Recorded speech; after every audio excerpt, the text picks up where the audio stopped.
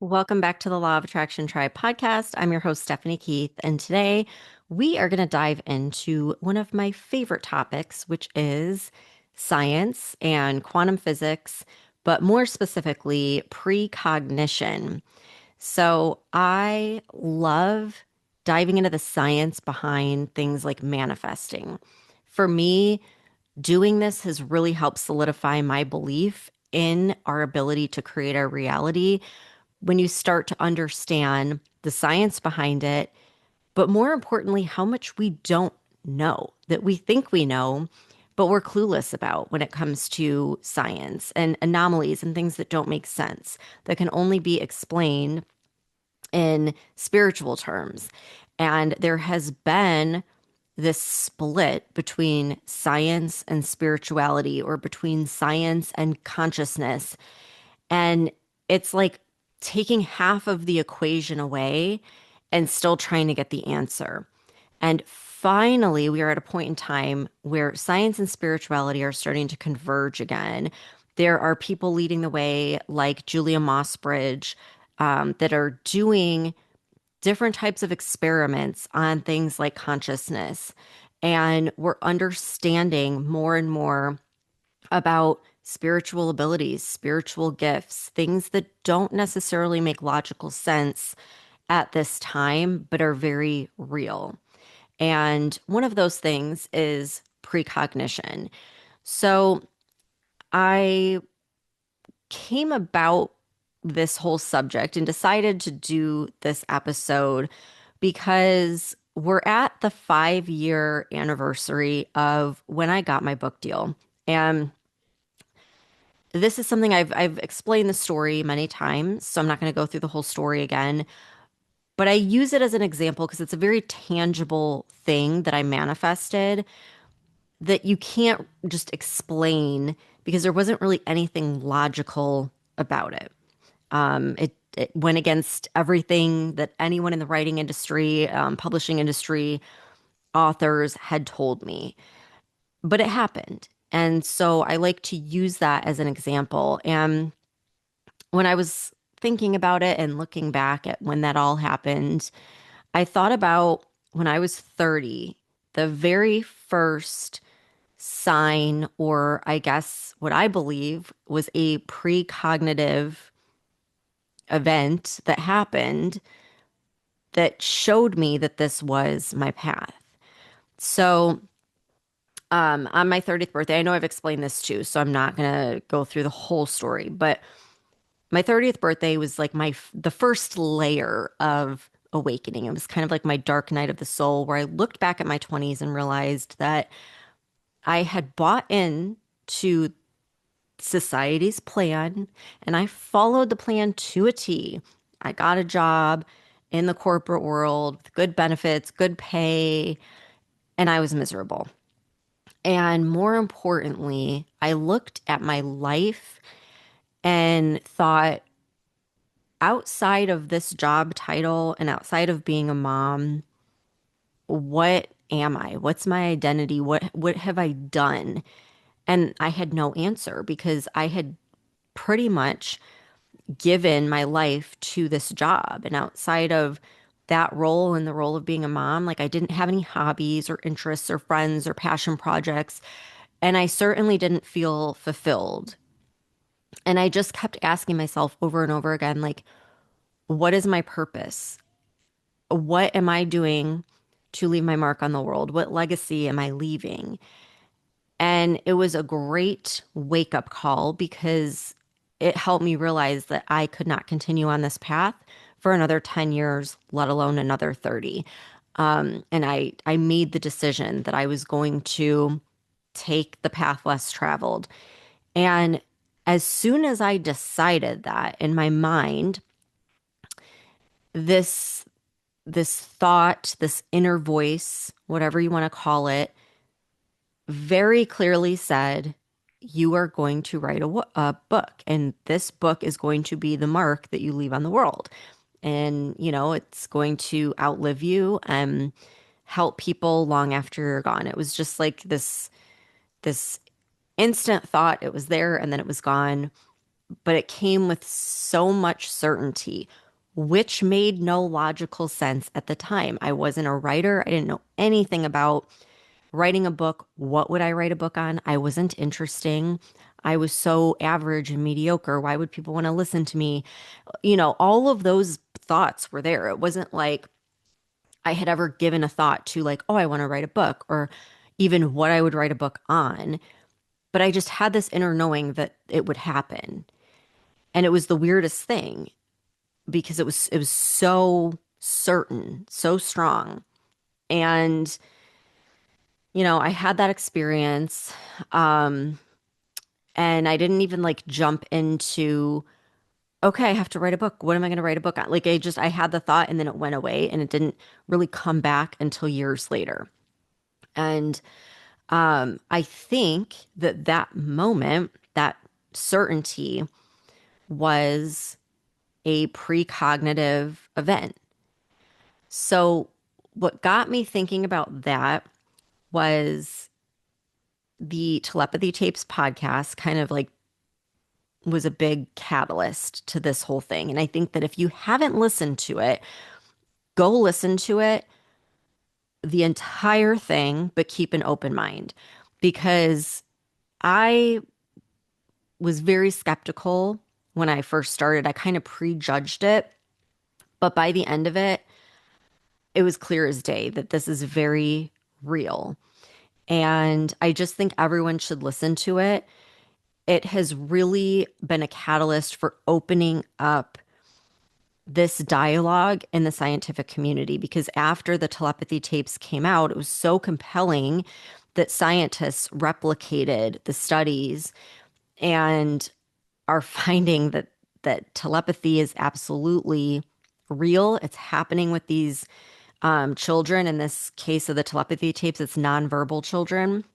There's a component to that I've been hearing a lot about in listening to different people throughout the scientific community, but also the spiritual community, that language and sort of this like thing that we bought into around time and like the 9 to 5 grind, and we're always chasing time, we're always rushing, that can block these spiritual gifts from happening, which is why they come so easily to nonverbal children who are not in that whole mindset and are not getting distracted through language. So that's like a whole other can of worms. We're not going to touch that today. Today, we're just going to go down this path of spiritual abilities because I think that there's something happening. I think it's really started happening a lot since 2020 where people are learning how to tap into this and people are creating freedom in their life outside of this 9 to 5 grind that we've all grew up believing. And in that freedom are actually being able to tap into the present moment. And I think when you tap into the present moment without the constant distraction of the future, what you have to do next, what's coming next, or what happened in the past, you tap into something profound that cannot be explained logically. So, in the case of the telepathy tapes, it's telepathy.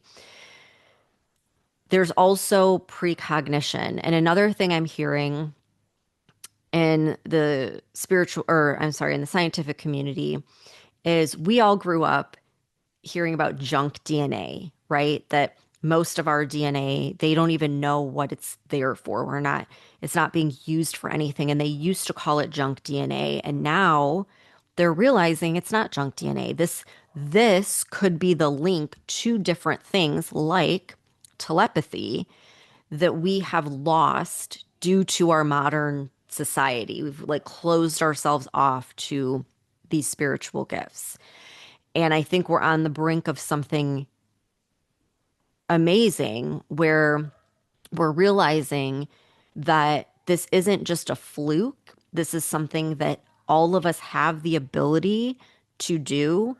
We just don't know how to access it, or we are subconsciously resisting it. And I think the reason why I want to talk about precognition on today's episode is because I think that we've all had moments of this.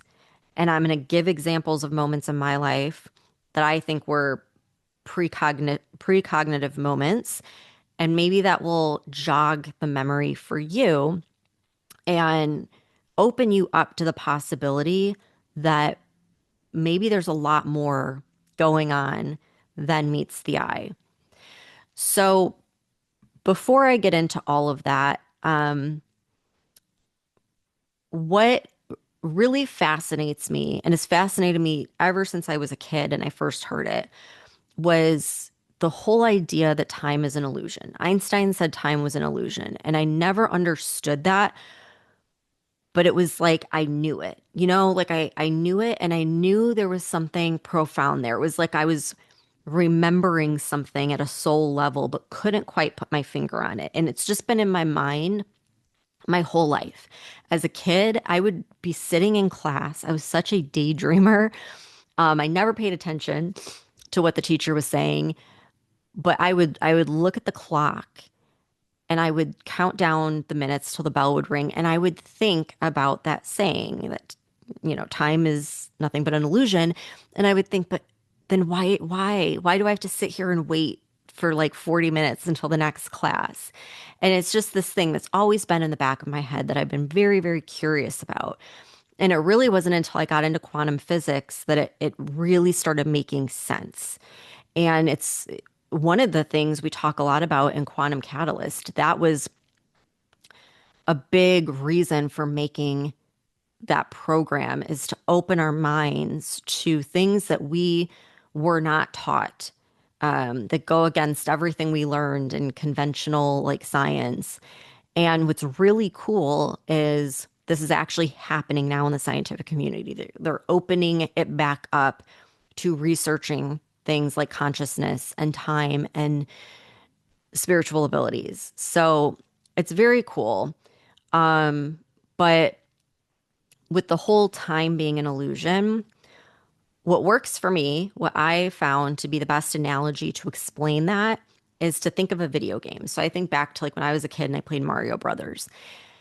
The Mario Brothers game was already made. When I played it, it was already made from start to finish. That game was complete. Any possibility within that game already existed. It's already been programmed.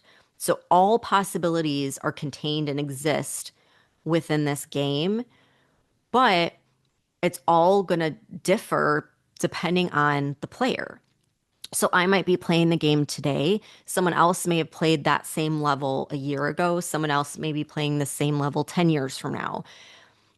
But they're all experiencing it at different points of time that aren't linear because it's all been created already.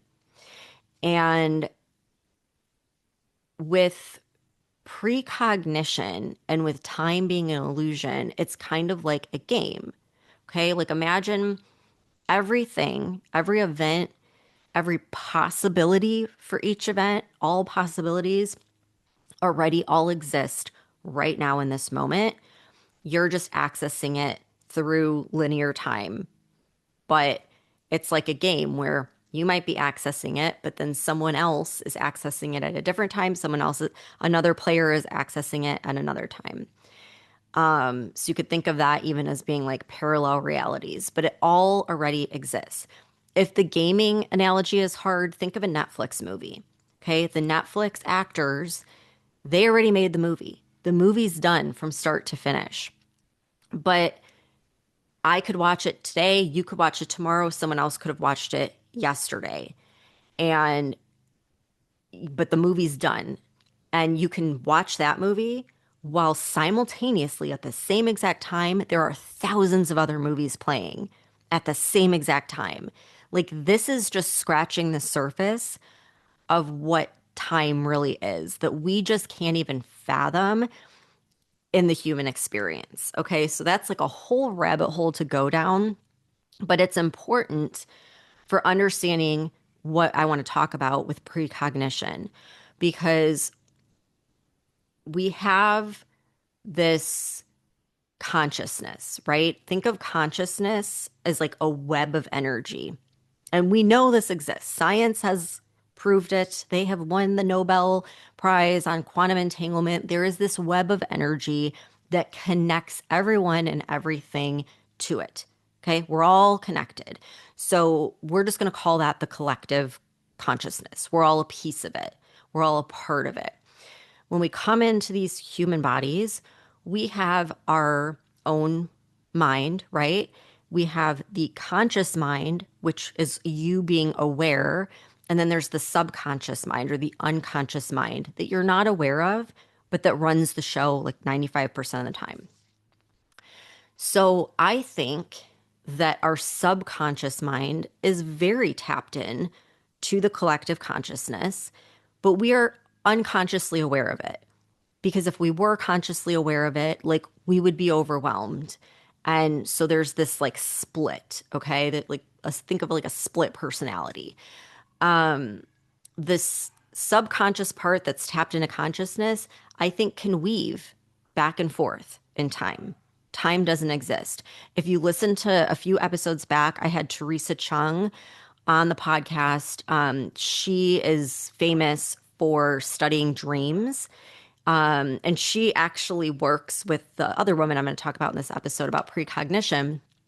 But she talked about how our subconscious is not bound by time and it can go forward and backward. And a lot of this is revealed in our dreams. So let's just assume for this episode that that is true, that a part of us that we're unaware of is not bound by time and can weave back and forth. It can see into the future, it could see into the past, it can go along the spectrum of time. And I'm sorry if you hear my dog and my kids in the background. They're being really loud, but I'm just going to keep going because I'm on a roll with this and I just have to get it out. So think about that, okay? Now I'm going to give a few more examples of moments in my life that I think were just that. It was knowing on some level, subconsciously, that something was going to happen. So I talk about this in the Trust the Universe book. There's a chapter where I talk about when I worked at Coke, this guy was opening up a bar. I had to go and get the account set up.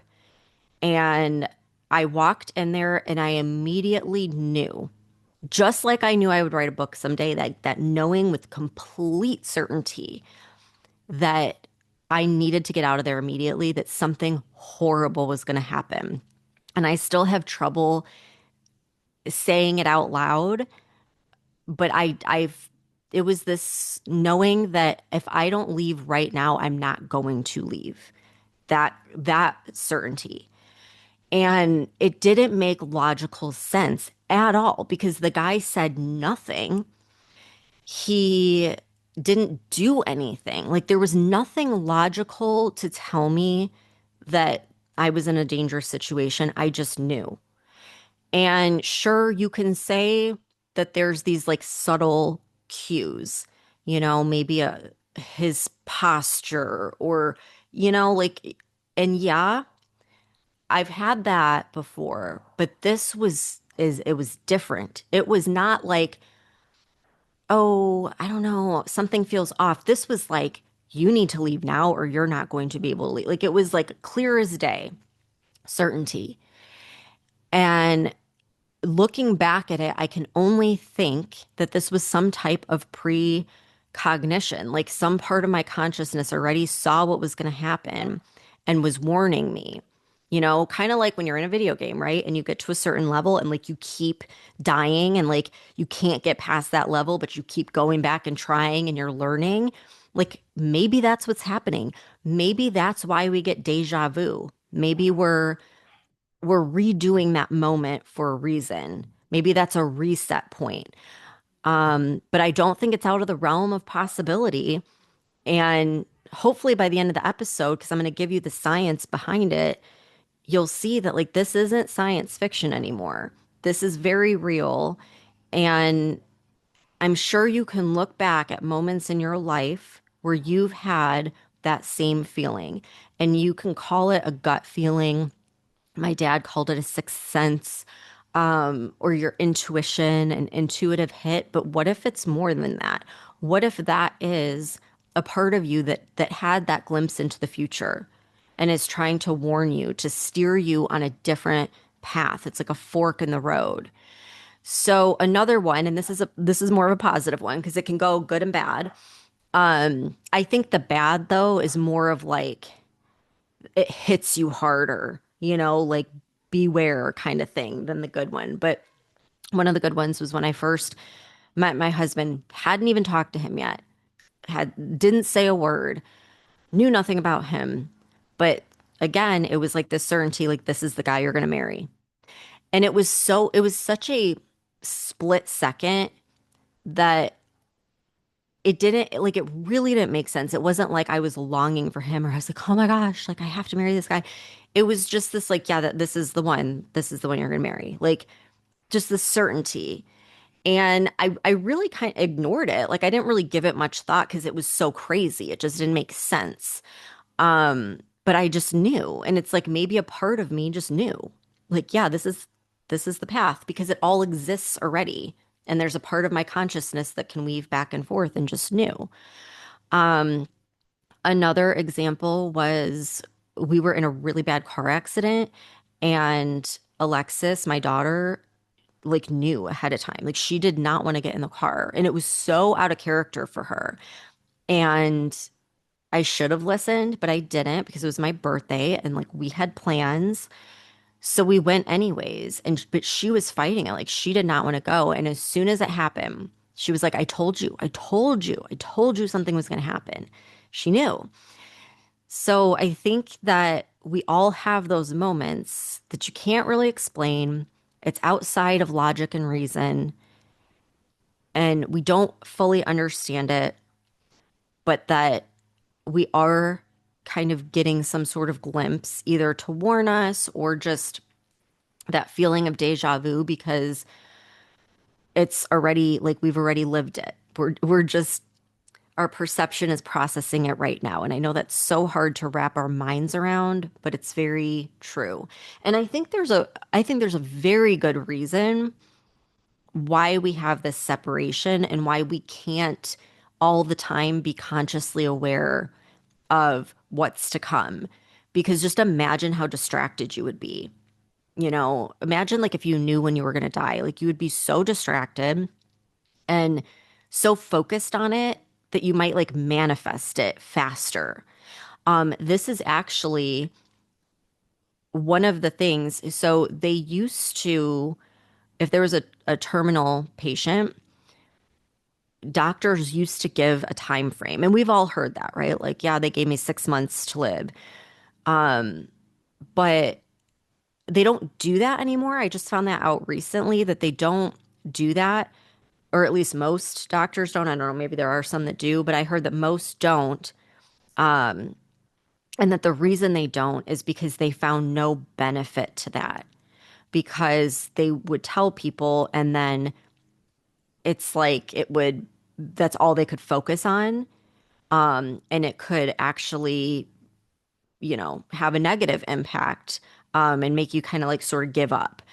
So I think there's a good reason why we have that split and we don't consciously understand what's coming, but subconsciously, we have a glimpse of it. So let's get into the science behind it. One of the leading scientists is Dr. Julia Mossbridge. So she's a cognitive neuroscientist and she's researching time, consciousness, and precognition. And her studies look at what's called presentiment. So this is when your body reacts to a future event before your conscious mind knows it's coming. Okay, so we've all had that experience, right? Where the hair on the back of your neck stands up, but you don't know why. And like something bad happens or like something scary happens. It's again that gut feeling, that sixth sense, the intuition. We have all these names for it, but she calls it presentiment. So it's like your body picks up on it before your mind does. And what she did in her experiments is used a bunch of sensors, put sensors to measure like your brain waves, your skin, your heart rate. and then would show people random images. And right before the disturbing or really bad image would be shown, people's body would be like have noticeable statistically significant changes, like prepping them for almost like a fight or flight response before seeing these very emotional images. Even though the image had not been shown on the screen, they had this presentiment. They knew it was coming. And that's huge because being able to study that is raising the question of time and how linear it really is. Like, what is happening there that you're picking up on something that hasn't happened yet? So, this is what's so fascinating with it. And that opens up a whole can of worms. Like, well, what does that mean? Is there something in our consciousness that is floating before or after? Just like Teresa Chung said, our consciousness can go to the future and it can convey information to us in our dreams. This is evidence that, yeah, maybe that's absolutely what's happening here. So you're, you can think of it as like your nervous system having a preview of what's to come. It's like the trailer of a movie, that you're seeing ahead of time. You know something's coming, but like consciously, there's no reason, logical reason you should know that that's coming. So it really is questioning a lot of things. Now, the other thing that Julia Mossbridge studies is long-term precognition, and this is more where you have a dream about something before it happens. I did an episode where I talked about how as a child, I had this continual dream, reoccurring dream of drowning.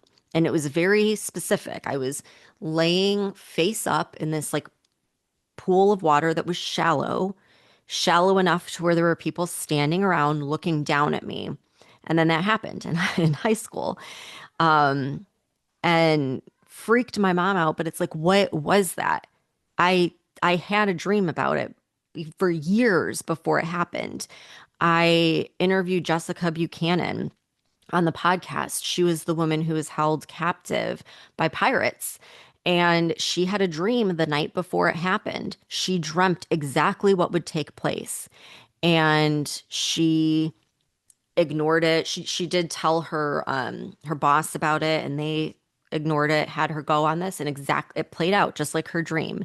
She had a premonition of what was to come. And so it really challenges our perception of time. It challenges classical physics, what we were all taught, our like rules for how our physical world is. And I think it's exciting because it opens up this conversation around what's happening. Do we all have at some level these psychic abilities? And can we activate them? Is it like a muscle we can work out? Is it a skill that we can train on? You hear about the CIA that had remote viewers and still do. And we're not the only ones. Like China and Russia, other countries spend a lot more money than we do doing things like that. They have psychic spies. They're trained on that. That's what Robert Monroe was teaching at the Monroe Institute, how to tap in to these psychic and spiritual abilities. And I think we're on the verge of getting over this whole like taboo topic. Like we can't talk about it and science can't go there. And we're finally realizing we have to go there. We have to have consciousness and science combined. It's the only way that we're going to move forward and start to understand more about us and the world that we live in, is when we converge the two. And finally, that's happening. And I think people like Julia Mossbridge are just at the forefront of it. So I say all this to say here's the key takeaway of all of it is there's a few key takeaways. Number one, all of this spiritual stuff, whether it's manifestation or telepathy or premonition or psychic abilities, don't write it off as science fiction. We know it's not science fiction. Another person, Dean Radin, that is also at the Noetic Sciences, talks about magic. And in the scientific community, like this is known. There are things that we always chalked up to being nonfiction, science fiction that are very real. We just don't have a good logical answer for it, but it's very real. And I think that's step one. You have to open yourself up to believing that these things are real. We just haven't caught up yet as a society. We're not advanced enough to explain it in a logical way. Number two, once you realize that, number two is to trust it. Absolutely trust it. You're getting that gut feeling for a reason. You're getting that intuitive download for a reason. You're not crazy. That voice inside of you is there for a reason. Trust it. Don't ignore it. Don't think people are going to think I'm crazy. It doesn't make sense. Just trust it and just know it doesn't really matter how it's coming through. What matters is it's always right and it's leading you toward something like your purpose or it's leading you away from something dangerous. So, absolutely listen to that. And then number three is I want you to do things a little different. Think outside the box this year when you're making your New Year's resolutions, setting goals for the year. This is the time of year we start thinking about this stuff, especially as we move into January. What if we just set the intention instead of just all of the same old goals, like an income goal or want to like manifest a car or whatever, a job, set some intention to really tap in to the present moment, like to give yourself some time and some space to slow down. Because when you slow down and you start to break free from this prison of time that we're in, and you let yourself just be, I really think this is when you start to tap into that. You start to get questions answered. You tap into this all knowing, collective consciousness, this wisdom. You become more comfortable. You start to become more acquainted with your intuition, with, the spiritual side of things. And I think we all need to go there. Like, I think that's the next step. But in order to do that, we have to break away from this conditioning that we have, these time constraints that we have, and get into a place where we actually feel comfortable enough just sitting and being present. And a bonus of that is our natural state is to feel good.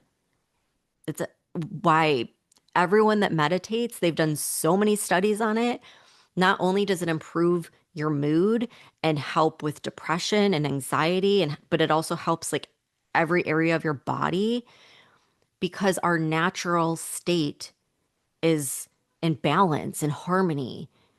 It's a good, blissful feeling. We just never allow ourselves to go there. We're always thinking about the next thing or worrying about the past or worrying about the future. If you just let yourself go there, you feel better and everything. Once you feel better, it's like you recalibrate your frequency. Everything starts to get better around you and it starts internally. And I think not only does that happen, but that's when you'll start to tap more and more and more into these spiritual gifts that I think we all have. We just have to learn how to access them. And I think being more present, quieting our mind, giving ourselves time to just be, to just sit, to go within is the key that's going to unlock that door. So, those are my takeaways for this episode. If this really interested you and you're like hungry for more knowledge, you want to understand how things work, understand the latest scientific breakthroughs, how spirituality and science all come together, this is why I created Quantum Catalyst, and it's why I made it a 6-month program because we go so deep into it. Like, this barely even scratches the surface, but it's a whole like awakening process. I mean, you don't come out as the same person that went in. So it's definitely not for everyone.